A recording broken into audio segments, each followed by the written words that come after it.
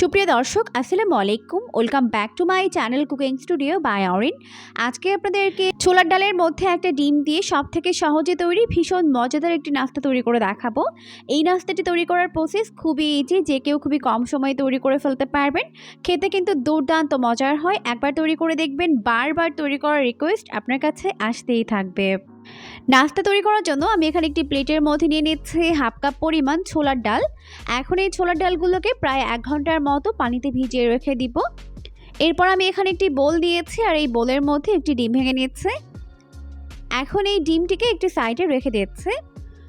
এখন 1 ঘন্টা পর দেখতেই পাচ্ছেন ডালগুলো কিন্তু ভালোভাবে ফুলে গেছে। কয়েকবার পানি বদলে ভালোভাবে ধুয়ে আমি এটাকে চুলায় উঠিয়ে দিয়েছি।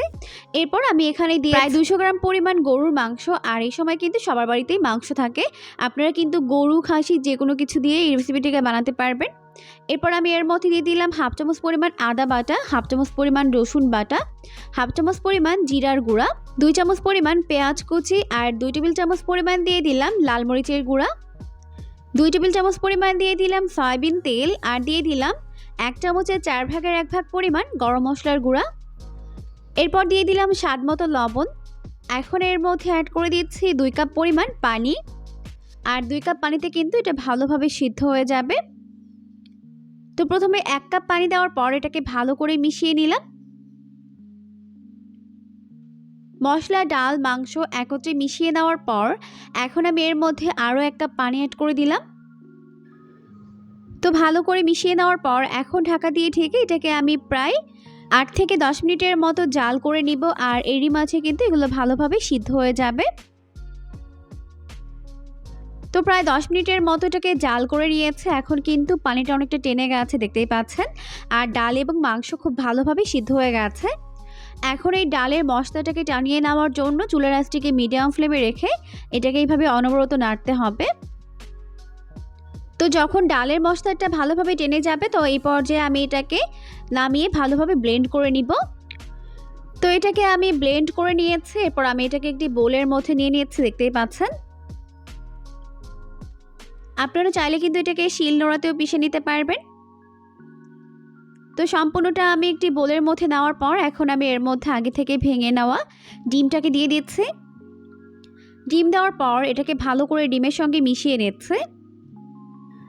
চাইলে এই পর্যায়ে ধনিয়া পাতার কুচি কিংবা কাঁচামরিচ অ্যাড করতে পারবেন। তো আমি এখানে কিছুই দিচ্ছি না, এভাবেই বানাবো। তো ভালো করে মিশিয়ে নেওয়ার পর এখন আমি নাস্তার শেপ তৈরি করে নিব। তাই হাতটা ভালোভাবে ধুয়ে ক্লিন করে হাতে অল্প একটু সয়াবিন তেল মেখে নিতে হবে। এরপর এখান থেকে অল্প অল্প করে মিশ্রণ নিয়ে এইভাবে হাতের মধ্যে নিয়ে গোলাকার একটি শেপ দিয়ে নিচ্ছে। এখন এভাবে চ্যাপটা করে নিচ্ছে, ব্যাস হয়ে গেছে। তো এভাবে আমি বাকিগুলোকে বানিয়ে নিব।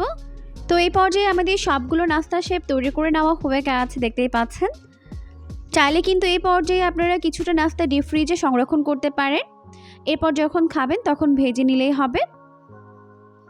তো আমি এখান থেকে কিছু রেখে দিব আর কিছু ফ্রাই করে নিব। তো নাস্তাগুলোকে ফ্রাই করার জন্য চুলায় একটা প্যান বসিয়ে দিয়েছে। যথেষ্ট পরিমাণে সয়াবিন তেল দিয়ে তেলটিকে ভালোভাবে গরম করে নিয়েছে। এখন এর মধ্যে একটি একটি করে নাস্তার শেপগুলোকে দিয়ে দিচ্ছে। একবারে যতগুলো ধরে দিয়ে দিব, আর বাকিগুলোকে পরের ব্যাচে ভেজে নিব। তো একবারে যতগুলো ধরে আমি দিয়ে দিয়েছি। আর এখানে যেহেতু কাঁচা ডিম ব্যবহার করা হয়েছে, তাই কিন্তু তেলের মধ্যে এরকম বাবলস ক্রিয়েট হবে। তবে ভয় পাওয়ার কোনো কারণ নেই। চুলার আঁচটিকে মিডিয়াম ফ্লেমে রেখে এভাবে উল্টে পাল্টে এগুলোকে ভেজে নিতে হবে। তো এখন এই নাস্তাগুলোকে উল্টে পাল্টে 2 পাশ গোল্ডেন ব্রাউন করে ফ্রাই করে নিব। তো উল্টে পাল্টে নাস্তাগুলোকে 2 পাশে এরকম গোল্ডেন ব্রাউন করে ফ্রাই করে নিয়েছি, দেখতেই পাচ্ছেন। এখন ভালোভাবে তেল ছড়িয়ে এগুলোকে আমি তেল থেকে উঠিয়ে নিচ্ছি। আর দেখুন মাশাআল্লাহ, লুকটা কত বেশি ইয়াম্মি হয়েছে। তো এখন আমি সবগুলো নাস্তা ফ্রাই করে উঠিয়ে নিয়েছি, দেখতেই পাচ্ছেন লুকটা কত বেশি ইয়াম্মি হয়েছে। আর বাকি নাস্তাগুলোকে আমি ডিপ পোর্শনে রেখে দিব, যখন খেতে মন যাবে তখন আমি এটাকে ফ্রাই করে নিব।